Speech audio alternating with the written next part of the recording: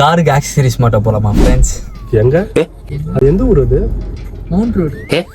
ஏய் சிந்தாதிரி பட்டியா? ராயப்பேட்டை. ட்ரிப்ளிகேன். இல்ல புரியல.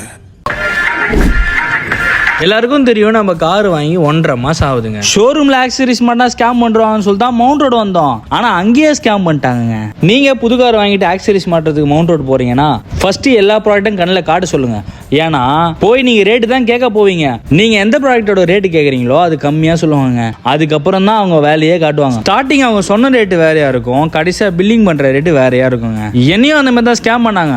ஒரு வாய்ப்பு கொடுக்குறேன்னு சொல்லிட்டு புரோக்கர் பின்னாடி போயிடாதீங்க. டைரக்டா வெங்கடேஸ்வராவுக்கு போயிடுங்க. அண்ணன் எவ்வளவு வெகுலினா அவர்கிட்டே வண்டி சாவி வாங்கினு பக்கத்து கடையில் போய் கொடி வாங்கிட்டு வந்தாங்க.